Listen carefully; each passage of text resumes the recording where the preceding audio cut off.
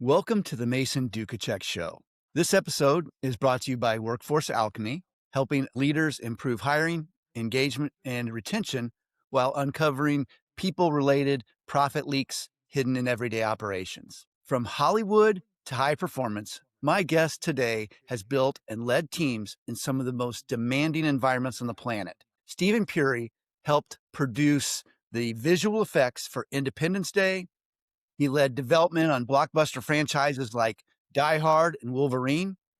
He raised over 20 million in venture capital and founded 3 startups along the way. Experiences that taught him how high pressure teams actually function in a way. So I just can't wait to have him on here. Stephen, welcome to the show. Mason, thank you for having me. And I hope that this is an entertaining and also informative episode. Maybe some actual insights. Let us see what the day brings. Well, if it's all right, I also want to plug your company because I really appreciate you being here. Who says no to that? Tell me I look good. Tell me my kid you're is the smart. founder and Anything. CEO of the Suka company, and I think that at the very end we'll tell people how to reach out to you if they want to learn more about you and the company and what you do.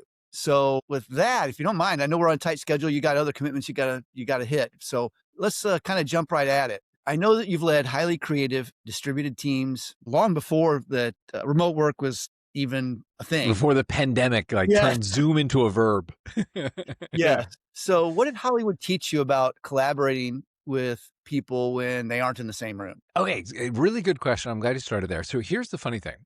Let me begin by saying this. For those who are playing along in their car or listening at home or at the gym, whatever, the reason this episode may be interesting, as opposed to many of the other great ones Mason has done, is I am one of the few people who has been a senior executive at motion picture studios, worked in film, a very creative and technical world, and also run startups, a very technical and creative world, and seen what high performers do that's sustainable, both leading teams as well as being individual contributors, ICs. Okay.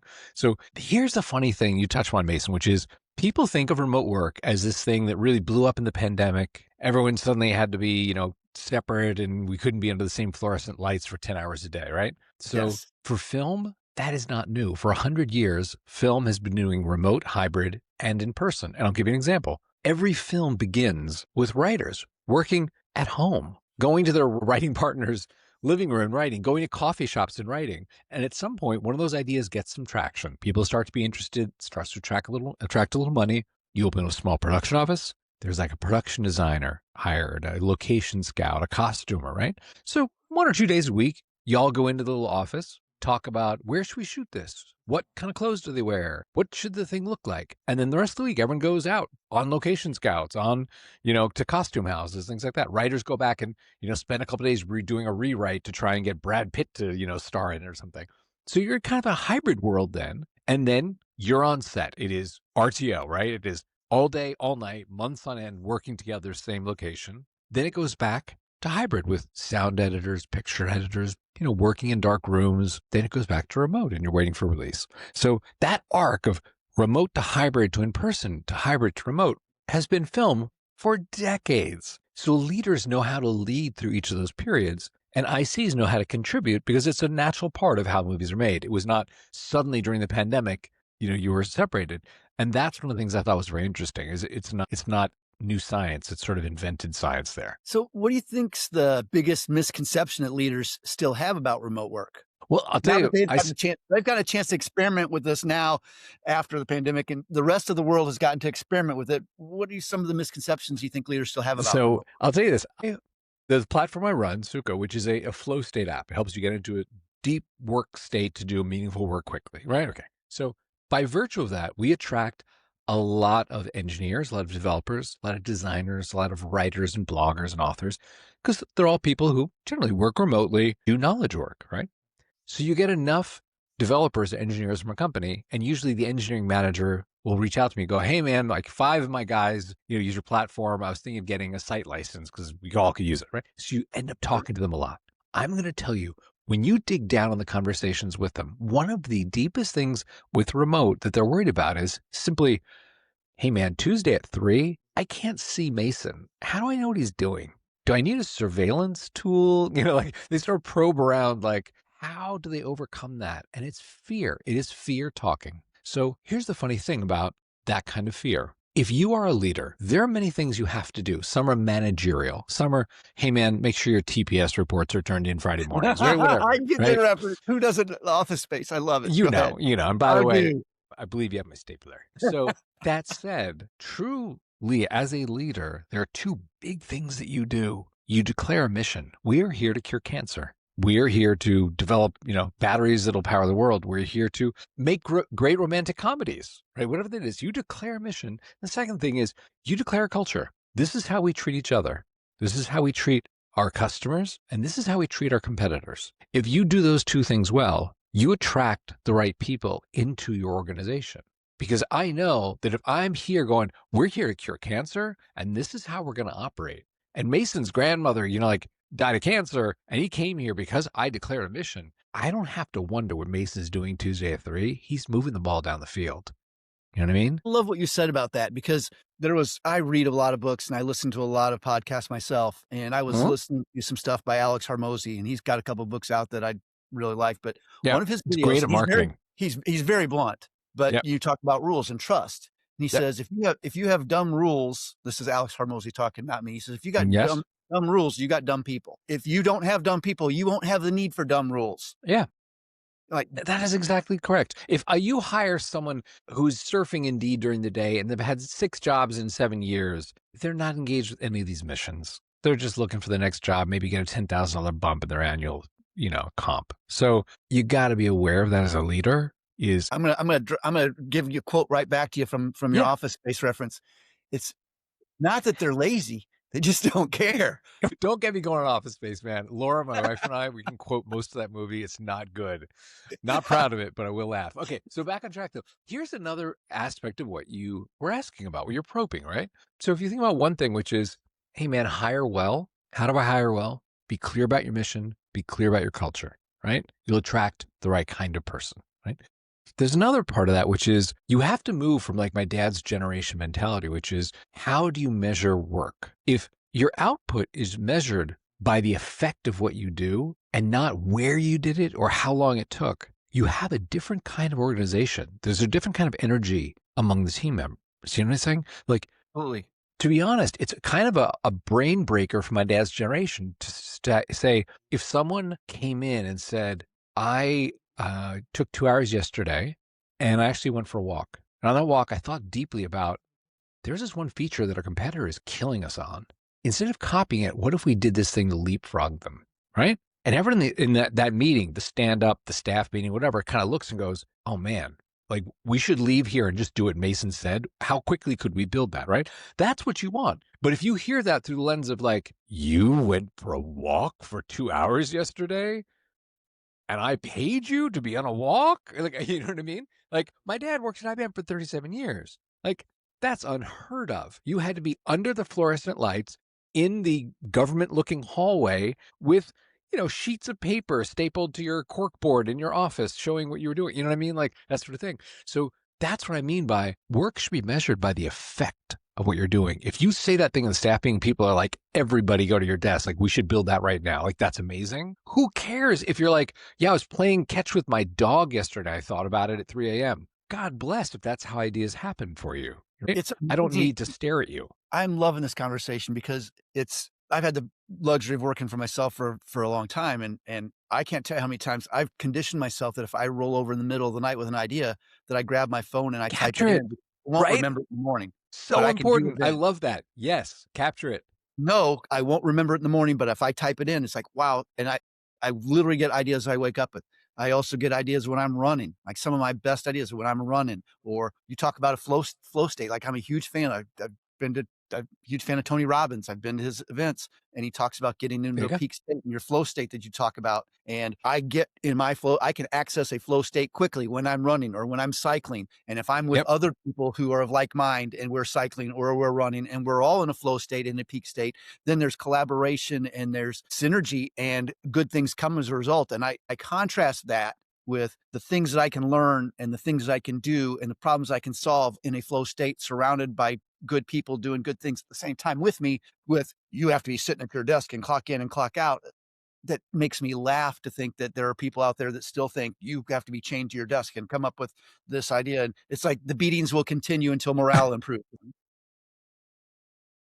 Completely agree. Okay. So there are two things we're going to immediately pick up on in what you said, right? The second one is going to be flow states, which are totally in the zeitgeist. I get asked to talk about them the past year or two all the time, right? We're going to talk about that in Let it rip. actionable stuff. But first, I want to pick up on something that's actually a little offbeat from what you said.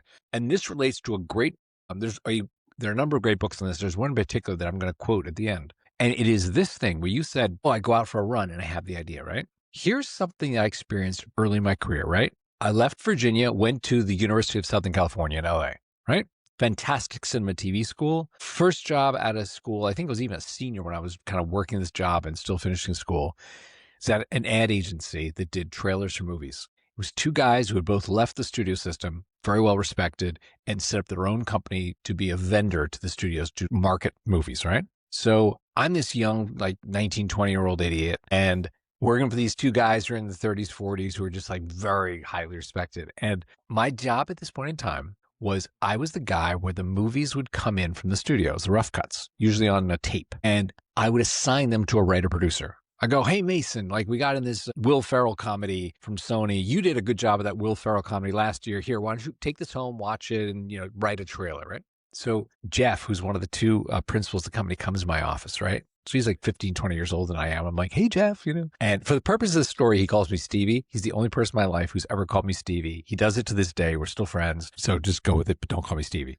So he comes in, he goes, Stevie. I'm like, yes. It's like, Bart. And I'm like, there's a guy in the vault that delivers tapes named Bart. Yeah, that guy, I met him. He's like, yeah, that Bart. You ever give him a trailer to write? Bart, the guy who like picks up tapes around Hollywood and drives around. Are we talking the same Bart? Am I with you? He's like, yeah. I have an instinct about him, Stevie. And I was like, Jeff, man, your name's on the door. You know what? Let me find something for him. So I did. Jeff leaves. I found like a Warner Brothers B title that had like a month deadline. So if he comes back after a couple of days, he's like, I hate this. And I can give it to a pro. He's like, I'll knock it out tonight, right?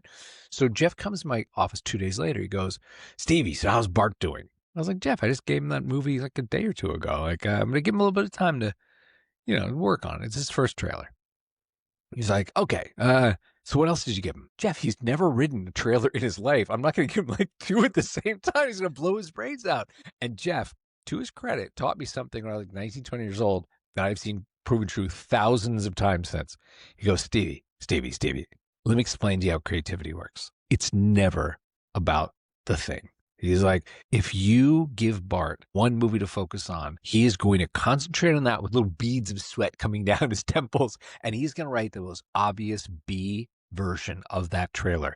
You have to give him something else, because when he's thinking about the other thing is when the part of his mind that does the really interesting, like, ooh, I don't know, chocolate and peanut butter. What if those were together? That happens in the other part of your mind. You have to give him something else to focus on. Man, have I seen that true through screenwriters, directors, engineers, designers, like, oh my Lord. And he just laid it out that way. He was like, Stevie, it's always about the other thing. I'm like, okay, Jeff. So there is a great book on this, told not from the gruff Jeff Calnan school, but from the neuroscience, called The Net and the Butterfly by Olivia Fox-Gabon and Judah Pollack. And it talks about the executive mode network and the default mode network, where the default mode is like your original kind of way your brain is thinking, which is like the little child that's like, oh, hey, what's this pen? What does it taste like? Should I put it on my head? Like that. Right. And then you eventually develop the adult that executes action. I must drive to work. I must make the sandwich. I must, mow the lawn. And the executive mode network kind of like becomes the adult.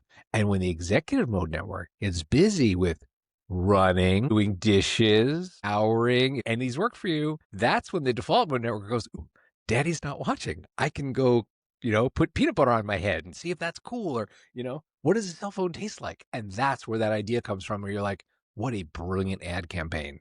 Point 1 of 2. What you said about running strikes a nerve with me, and I have remembered that through every assignment I've had to give creatively to someone, to say, hey, I want you to come up with a great idea on this, and go let them both sort of percolate. Bart, by the way, is a writer-producer at Fox now. Nice. Jeff picked him well, somehow had that sense of him, and he now has a very successful career writing promos in Hollywood. Okay, so let's go to point 2, which is you brought up flow states, which is like tickle me Elmo. Like, I love talking about flow states, right? It's real. That is It's real. a real thing. It's a real thing. And I know there is a portion of your audience, flow masters, I got this, I know everything about it, and I love you people. There's another portion, I'm gonna guess, they're like, I know it's kind of becoming popular, it's in the zeitgeist, but I'm not exactly sure what we're talking about. So is it fair if I set this table just Set for the 30 stage. seconds? Absolutely. Okay, so here's the deal. Probably the only guy with a harder name to spell than Mason's, right? Hungarian-American psychologist, Mihai Csikszentmihalyi. Google it sometime. It's impossible to spell unless you're Czech or Hungarian. So he had a thesis. He said, if you talk to high performers in very different disciplines, they can be athletes, artists, scientists, inventors, whatever. When they talk about the concentrated states they get into, where they do the thing that makes them famous, the thing that changes the world, they talk about those states in very similar ways, even though they're in very different disciplines. And he was like, what's up with that? He did the research, talked to all the people, wrote a book called Flow. It is the seminal work on this. It is from whence we get the term flow state. And he said the greatest thing. I love this. He said, I chose this word flow because it was the most beautiful metaphor for what I found. We are all on the river paddling ourselves forward. But if you align your boat with the current, it carries you. It magnifies your efforts. You go further and faster, and that is what these high performers have figured out how to do and do it repeatedly. It's amazing you talk about that because you and I operate in different circles. Like I've been backstage with some big bands.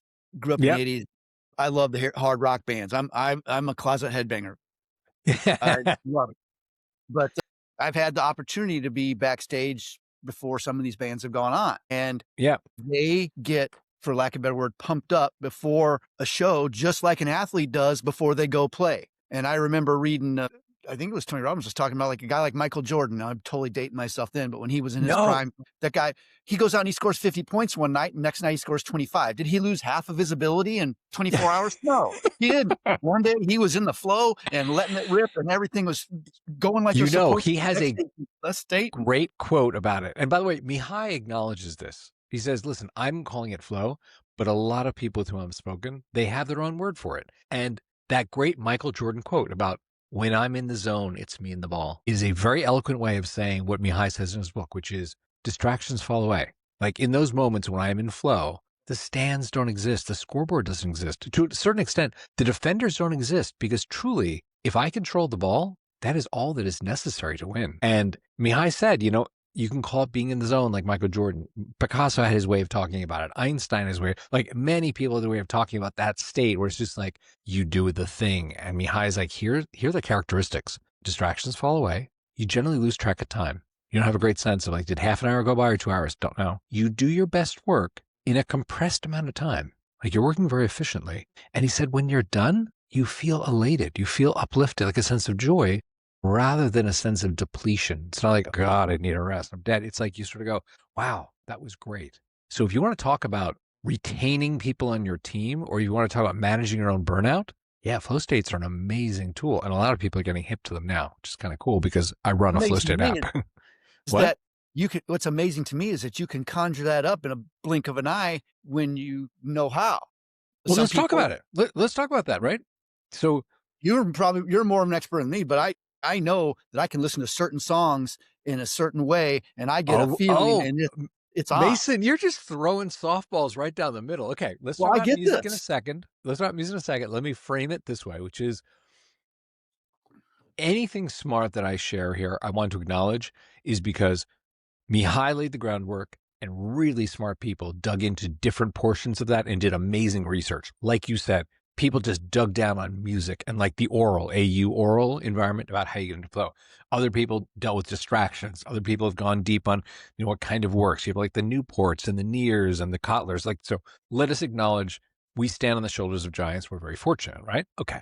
So that said, Mihai said, okay, this is kind of the flow state. And I gave a sort of reductive, description of what it is. He said, yeah, there's some kind of conditions precedent that seem to help people drop in. Now the research shows that it takes your brain 15 to 23 minutes to drop into that state. Now, what's important is if you get interrupted, it takes you another 15 or 23 to get back. So if in the middle of it, I'm slacking you like, hey, Mason, do you have the report on the so-and-so? And you're like, oh, let me get that for you. You got to dig it out of the Google Drive and send it. I just destroyed your flow state. And I just didn't destroy it. I stole the next 15 to 20 minutes of your time so you can get back into that. It's almost like I forced you to land the plane and now you're like, okay, I got to take off again to get back to 600 miles an hour, right? I totally guard my flow state. It drives my I love this. friends and family crazy Okay. because I won't answer my phone. I will Okay. turn my phone off. I will shut my stuff off. This is The too world beautiful. I'm can come taking you crashing everywhere. down We're behind going me. to I do do talks not on care. stage together. This is great. Okay. I'm going to Tokyo next month. You want to go? Okay. So here's a question for you. So you brought up music before I even could. That is one of the, core pieces here of his oral environment has helped people. What kind of music helps you? It depends on the mood that I want to be in. For example, It's like normally I'm pretty high energy anyway, but I've noticed. give me a little bit of Disturbed. Give me a little bit of, Ooh. oh yeah. Okay, you are the outlier that I talk about because here's the deal. A lot of the research shows the sweet spot for most people is 60 to 90 beats per minute. Ambient, non-vocal, so people aren't spending brain cycles singing along with Blackpink or whatever, right? That it's long melodic stretches, right? Certain key signatures, like this whole thing. And as much as people have, the researchers have said, like, here's the sweet spot for most people, they always quote, like, and then there's the outlier who really needs like 90s gangster rap or needs, like Well, I'll Disturbed. tell you, I'm going to give a shout out to one of my favorite bands, and full disclosure, I've become friends with them, but a band out of Las We all Vegas, love NSYNC. I get it. a band called Otherwise, and Ooh, they've got a song called "Coming." You know them? They're great dudes. They've got a song called "Coming for the Throne," and you listen to the words of that. When I was in high school, it was "Eye of the Tiger" because Rocky was out. Again, dating myself, but the new version of "Eye of the Tiger" for me, "Coming for the Throne" by the band Otherwise. You just listen to the words of that. okay. I just saved it on this screen over here. When we are done, You're out going of to love respect it. to you, I'm going to go enjoy that on YouTube. I found the video. Oh, you'll Okay, love it. so back to actionable stuff. So people who are listening in their cars, at work, at home, wherever, get something out of this. Okay, so music. This is a big one. And as we were constructing Suko, which is a flow state app to help people get into flow state more reliably, right? We looked at all the research, and I happen to have, shocker, a bunch of friends who are film composers, shocker, with a bunch of time on their hands because film is not as, same business it was 10, 15 years ago. Hey guys, could you go write like 1,000 hours of music like this, like 10, 15-minute long pieces that are all kind of in this genre? Got that, organized it into playlists. It would be all helpful. Like upbeat, we put into a playlist called Sonic Caffeine. The down tempo stuff, ambient atmosphere, like lo-fi beats. You ever screw around with binaural beats? You No. done any of that? Okay, so for those playing along at home, binaural beats, and this is more recent phenomenon. This is not like back in Mozart's time, okay, right? So binaural beats, and there's a lot of debate around this. Binaural beats are based on the idea that if you feed each of your ears, each channel, a sound that is slightly offset by a certain number of cycles per second, like hertz, it stimulates the brain as the brain tries to reconcile the two things. So if it's off by like 36 hertz or 40 hertz or 50 hertz, it supposedly will stimulate more alpha or beta or gamma or delta, sort of like brain waves. And some people swear by it. Some people are like, oh my God, yeah, like 36 is really great for, creativity, and 50 is really great for, flow states and, focus and things like that. And I've tried it. I'll be super honest. I thought I felt something different. We had people on the platform ask me about this. We launched, we got some binaural, put it up there. I also don't know if it was kind of the placebo effect of I was expecting to feel something. So I was like, of course I felt something. You know what I mean? So I'm going to leave that one open. If people have religion for it, it's there, because the important thing is not actually whether there's absolute truth. It's more what works for you, It's funny you say that because, like, for me, my go-to is usually to get a bit more wound up and high energy, which I'm usually pretty much anyway. So the harder rock does it for me. But I'm not oblivious to the fact that I could, if I want to mellow out or tone down, that I could pick something like a Seals and Crofts or America or something kind of folk, something the opposite of what I normally listen to. So it's almost like having an elevator where I can push the buttons on whatever floor I want to go to. I can do the same thing with music to put me in those kind of states. And I can literally think about what state do I need to be in to be this. If I'm going to go on a speaking engagement and I'm going to go in front of an audience, I know a lot of people get nervous. I get excited. It's like I feel I feel this opportunity to share and to give, and instead of feeling a sense of fear, like, "Oh, I'm so nervous, I've gotta talk to all these thousands of people," or whatever, it's like, "No, I get to help all of these people. I can't wait to share what I've got because I know that the things that I've learned that I've prepared to bring to this audience are going to do good things." And now all of a sudden, it's not about the fear of doing bad, it's the fear of not bringing my best to help these people the most. And so I am very in tune to the flow states and the things that you're talking about. I'm a huge fan. So what do you think are some of the focus killers? Because like I protect my state like no one's business. Okay, so you already brought up that your phone is a black hole of Black distraction, right? hole, computer Okay. too, like television. Like I refuse Okay, to I be love this, but let's start with phone. distracted. Let's start with phone for a minute. One of the things that's really interesting, matter of fact, there's a great Huberman Lab that talks about this, which is the phone is amazing because it is a source of zero effort dopamine, which hasn't really existed in history.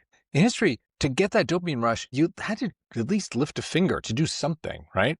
And now it's like just open your death app of choice. I'm going to waste my day in Instagram, TikTok, whatever. I'm going to go rage tweet at people.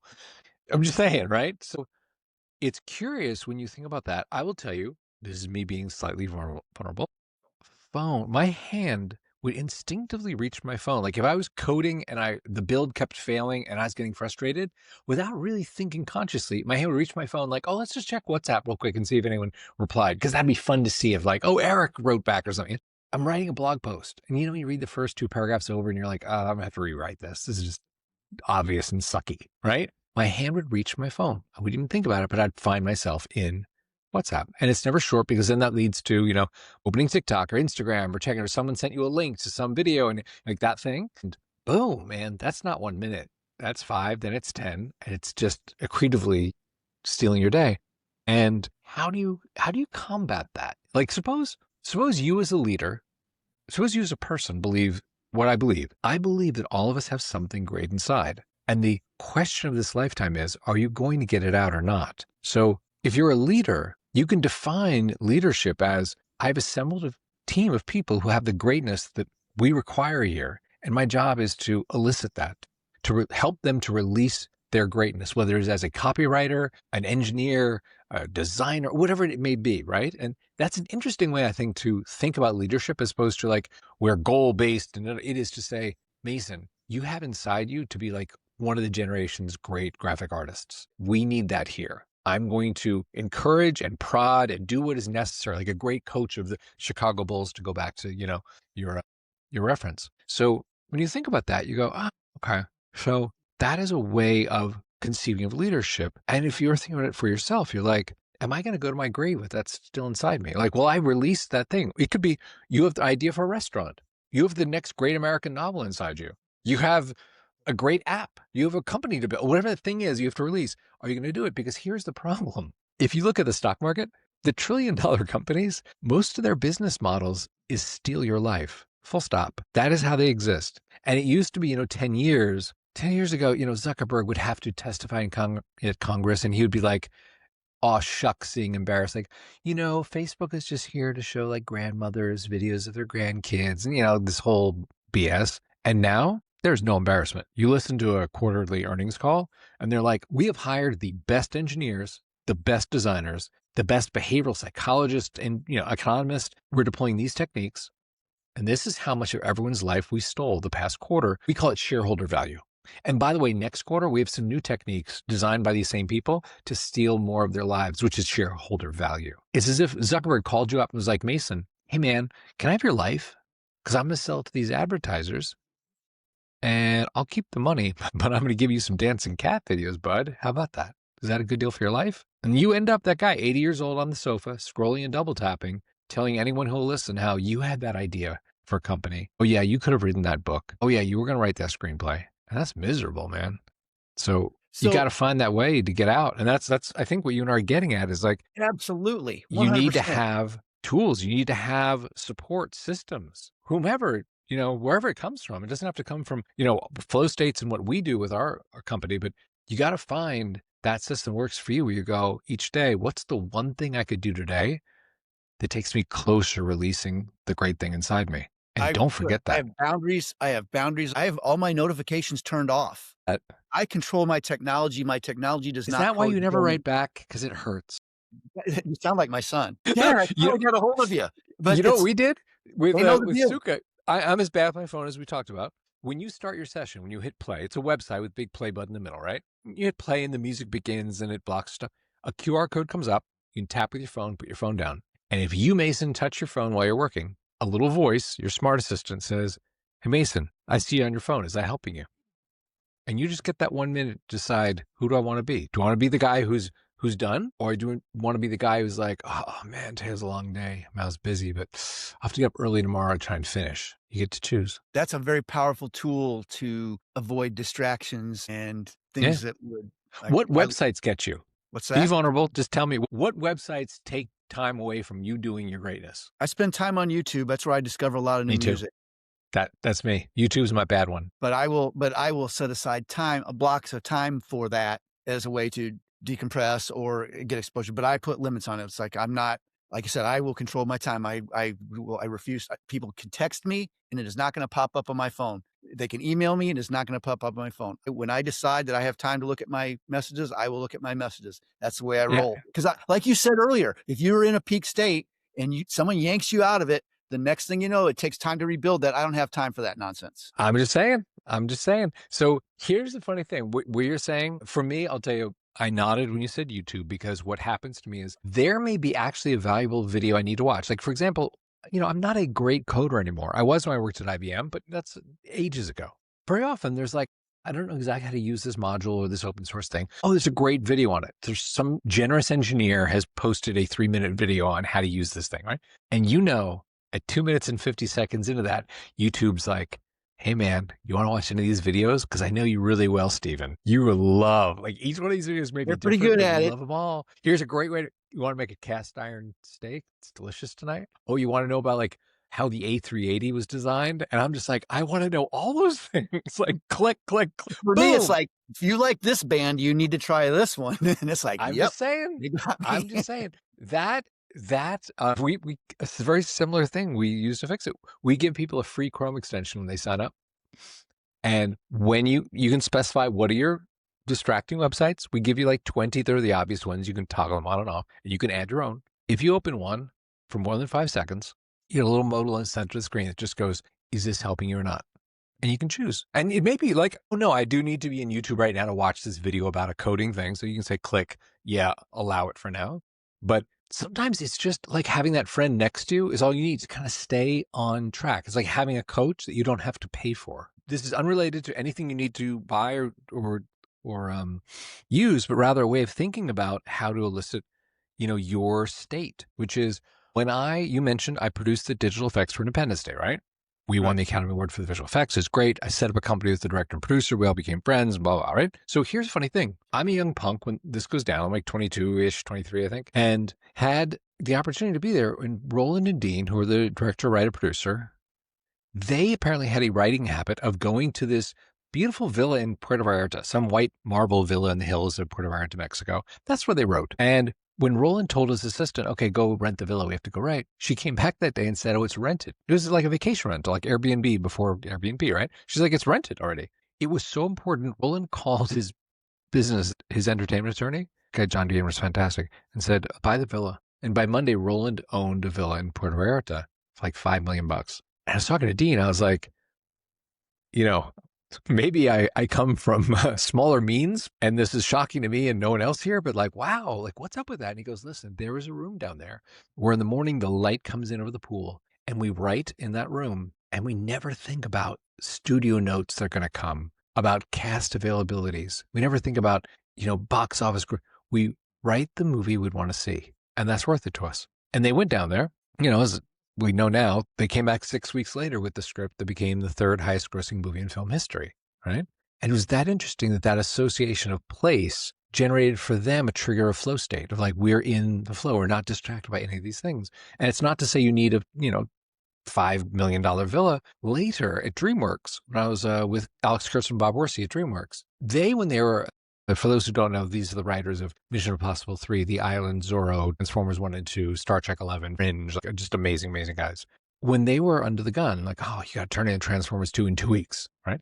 We were on the little Amblin compound, the DreamWorks compound at Universal Studios Hollywood, and a little back portion of the lot. They would have their assistant rent a room at the Universal Hilton across Lancashire, which is, I'm just going to say, it's not a luxury property. It's a place where you go with your kids the night before the rides because it's close to Universal, right? Okay, that's why you're there. And I was thinking, they're pulling down $1-2 million a script. They could go to Bali, they could go anywhere to write. Why that?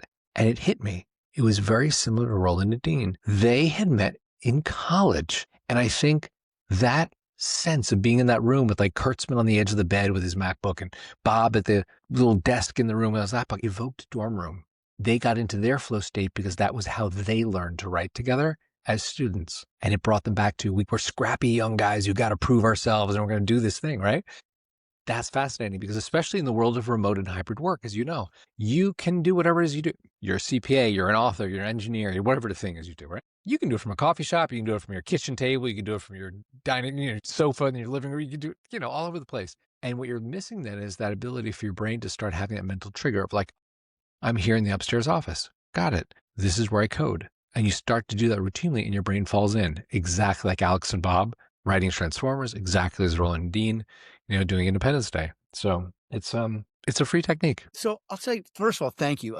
I'm sure we could talk for hours, and I definitely want to do this again and pick up. Yeah, let's do it. This is super fun. Plus, all this stuff, so it's great talking with you. Oh, I love it. And it's relevant. Mm-hmm. And I think that if there was one piece of advice, I know you got a bunch of ideas and stuff, but if there was only one piece of advice that you could give to Absolutely. people, I'll tell you exactly what it is. What would it be? When you wake up in the morning, know the one thing. Identify the one thing. What is it will move your life forward? And remember it all day, because you'll get caught up in, I got to pay this bill, answer that thing, get on the Zoom call, file that thing, you do the thing. If it is, you're writing a book today, what I could do is I could outline chapter 3. And you just remember that you start the day with going, today is about outlining chapter 3. Everything else is noise. Man, I agree with you. I know you do. You thought about this a lot. I wrote my first book I wrote in 1999, and it only took me a few days. It just, it flowed. It literally a few days done. There you go. I avoided distractions. I got in the zone and let it rip. See? So if people want to know more about you between now and the next time we get to visit. Oh, sure. Yeah. The easiest way to learn about your company, you and what you do and how you help businesses and people. Anyone who's listening to this point, I am grateful for you. I hope there have been interesting and valuable things we've shared. Mason, thank you for inviting me on. If there's anything someone wants to know more about, my email address is very public. It's Stephen, Steven, at the Suka Company, TheSukha.co for company. Email me. Who's that Hungarian dude you talked about? What's a technique I can use for this? I will happily reply. It does not have to be about my company. It could be just, hey man, I'd like to learn more. I'll send you a blog post on something, right? Cool. Are you on LinkedIn? Yeah, LinkedIn. I'm not as quick to reply on LinkedIn because I don't have notifications set on it. Haha, see that? See that? But I'm better with email. And if someone does want to try getting into a flow state, find a task you need to do because as you know, Mason, like you need to work for an hour. You need to have something meaningful to do. You can't get in a flow state in 3 minutes. And you can try for 3 days free. It's obviously at the Suka Company, TheSukha.co. Sign up, give it a shot, drop in the group chat, say hi. Hey man, I heard you on Mason's podcast. I'm here to, experiment with flow states and we'll all welcome you in. It's a nice community. It's been a pleasure, man. Thank you so much for coming. Great. Let's do this again soon. I will look forward to episode 2. Okay. Have a great afternoon.